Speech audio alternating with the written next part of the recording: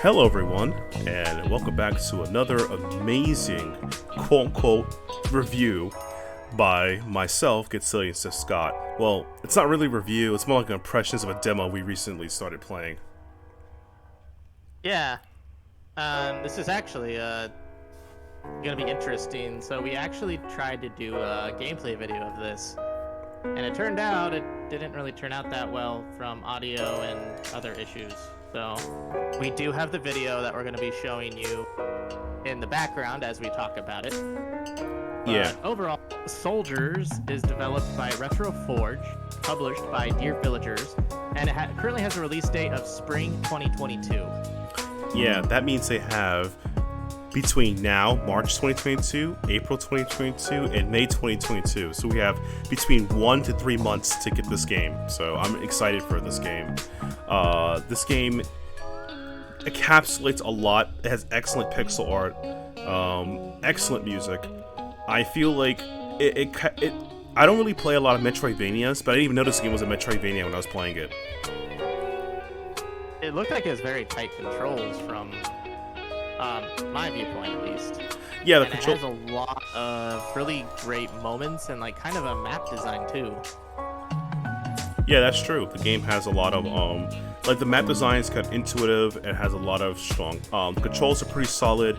You essentially have three type of attacks. You have a light attack, a heavy attack, and a special attack, or say magic attack, depending on it. The demo only allowed you to play one character, the soldier. So you were not allowed to play the other characters, the caster or the archer, I wanted to see how they are, because I don't like fighting close range. Range is the way to be, you know? Yeah, it is kind of ironic too that it's called Souldiers, though. You kept the option to not be a soldier. Well, isn't the guy well, technically he's a soldier, but yeah. The only thing is the story of the game is pretty interesting. You're a soldier in a war between countries, and then you somehow die. You go to Valhalla, and the Valkyries are like, "Hey, you gotta do this quest for us for your next glory." You have no idea what's going on, but you don't play so far in the demo, you don't play any of the characters seen on the screen. You play, as I mentioned, a random soldier who has a choice between an archer or a caster or a mage. So I think it's kind of interesting that you aren't the center of the universe in some capacity. I actually really like that because like it shows a lot of unique characters in it. You have like one of the big leaders, the brigand, and then you have like even a rogue that shows up, and like a masterful mage, and they all have like cool and really intricate and interesting designs. But you're still playing this one guy with a helmet on who just does nothing but be a soldier. Pretty much. And I think it's pretty cool. As I said, the animation cut, as you can see, the cutscenes are well animated. The sprite work is amazing. I think it's pretty cool from the story aspect that you're just a grunt in the army, and because you're a grunt, you're doing everything. You got to fight to keep the dream alive, to stay alive.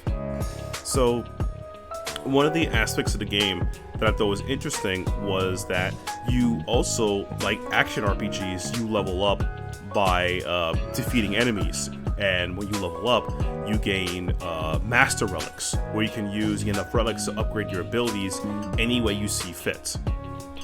Or at least, like, obviously the first relic you don't have a choice, but after that you gain levels, you choose whatever. Yeah, I do like that as a system, especially because it allows you to choose what you want to focus on. Whether it's like extra jumping or extra barriers or something like that. Right. Like you have a choice of because in this game you have ways to get. There are two ways to stop enemy attacks. You have blocking with your shield, at least with the soldier in the demo. You have counter. If you time the shield right, you can counterattack after it, which is a little hard. I didn't manage to pad that down. And then you also have dodge. So if you are really, really confident in your counter ability, you can straight up just counter everything in the world, you know? But get a good parry going. Right, and if you're not, you can just dodge like a maniac. So you might go try to build towards that. I think that's pretty cool. Yeah, and I think another thing that I remember noticing is that the dodge has a cooldown. So it's actually built into how like the sound design works. Yeah, the dodge has a cooldown, and then when it's available again, you glow a different color, like green or something, and you know it's up again. I think it's kind of cool, but it took a while for me to notice that I had my dodge up, but I didn't have a dodge up. Maybe maybe they could add a sound cue, or not like I know some games add a visual bar at the bottom of it to let you know, but that is what it is from there. Like Scott, I think if you play like any type of games, like in like Souls type games, there is a meter of stamina. You see yourself, you can dodge like almost infinitely, right?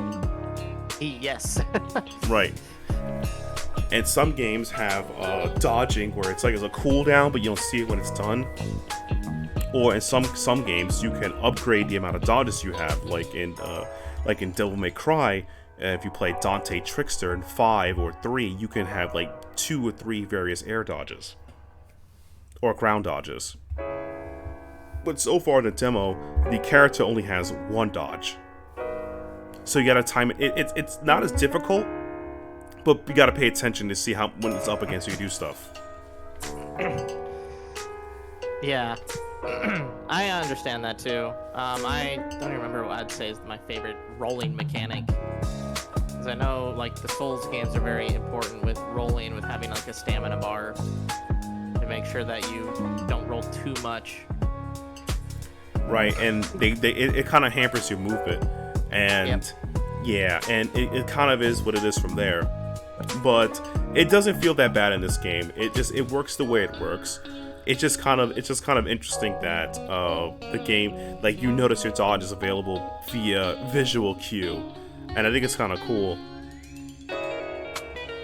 Another thing this game does a really good job at is that pummeling enemies just feel good. Just punching them feels great. The exploration in the first dungeon, the spider dungeon in the game, doesn't really feel that difficult. I know it's the first dungeon. It felt like there was like everything we were able to figure out. We were able to do it on our own, like within the game's design. There wasn't like some kind of like cartoon logic or some kind of insano like, oh well, if you knew that your jumping slash increases your height by 10%, you can clip on to the edge, and that edge will let you wall jump, and you don't really have a wall jump, it counts as a wall jump, you're next level. Nothing crazy like that happens. Everything just feels natural, progressive, it clinks together. Yeah, I really appreciate the way that the game feels, especially as like a Metroidvania type game with exploration. I think another thing that I really enjoyed too is that you meet a lot of just as you're trying to, I guess, find your way to the end of fighting this big spider, and you're just seeing all these like random soldiers who get tied up or are just like camping out, just be like, it sucks in here, but we want to get through it. Right, yeah, and the thing is like, the soldiers you find that die in the cave, a little spoiler, they have drops for you to heal yourself, so one man's death is another man's life. Yes. And I think there's even like parts you can literally like not even rescue the soldiers, because like sometimes they're like tied up in a spider's nest. That's true. And you can just totally just like skip them and nothing happens. That's true. Or you can attempt to save them, but yeah, it is what it is from there. I kind of like it's cool how like you just like I said, the soldiers, the army, the NPCs hanging around the whole place. So that's kind of a cool aesthetic, and it's pretty cool from there. I think another thing that's pretty cool is like I guess the one thing actually. Yeah, I think it was also pretty cool about the game is, like, once you unlock the map mechanic, obviously Metroidvania is all about their maps, it was able to be very helpful. There's a couple of Metroidvania games that I do not recommend to people, not because they're bad or whatever, it's that they're difficult. Like, the mapping system in Blasphemy is one of the more hardest Metroidvania games out there, and learning how to map that game system can be tremendous. And I had this feeling that Metroidvania games was going to lean to being more and more difficult. This is more niche. I like that Souldiers doesn't have that difficulty in its mapping system. It's straightforward. You know where you have to go. They even mark certain locations for you. When you like you can do with your certain attacks. Like if you have the bomb, you'll blow this area up. If you have this, you can do that. I think that's pretty cool of them to let you know that, you know? Yeah. Another thing I just noticed as we were looking at the playthrough, they actually do the tutorials like just above your character to like show how to do them, and it doesn't like stop the game. It just is like above it in the map. Yeah, they're using pictures. Some of the NPCs will explain it to you, and as you guys may have just saw there's stamina in this game, but it only affects blocking. So you don't have to worry about like spamming dodge forever. It doesn't affect that. Yep. And some enemies will do it in such a way that they will always like break your shield before you're able to actually get a hit on them. Mm-hmm. Yeah, that is tough. Yeah. And I think it's pretty cool in that aspect. I guess one of the few complaints I had about the game is I feel the first boss, the guy with the spear, his dive bomb attack was insanely powerful. I felt it was a little hard to dodge, but luckily because Scott and I over-searched the entire dungeon, we had all the heals, an extra revive. So this guy was wailing on us, but we just had enough material to get through it, which is the whole point of Metroidvania, is to search every nook and cranny, right? That is the point. But I do feel like if there's anything to change, I would probably change that boss's dive bomb when he jumps in the area and tackles you from the ground. I think that's a bit too hard to dodge. The other attacks, you can probably work that around maybe, but it's a bit difficult. Like as you can you can see it's pretty much like night and day. Like the first boss you guys see on the screen is like this wombat guy. It's not that tough. You can get around him. You pretty much get by dodging and slashing, do what you gotta do, right? But the second boss, he's a little more difficult in the sense that he has an angle jump and he has shockwave attacks. Like, I feel like I said, if you could just tone down the angle jump, or unless maybe I have to replay the demo again or release, that perhaps you're supposed to parry that, but that seems a little difficult, you know, I'm parrying in midair, you know, stuff like that. I think I would probably tone down his difficulty just a smidge. Like, if I could dodge his dive bombs more consistently, that'd be a lot better. Yeah, I remember watching that fight. It was rough. Yeah, it was pretty rough. And I think that's pretty much it for like the first aspect of the game that I enjoy. I cannot recommend this game enough. I can't add any more to it.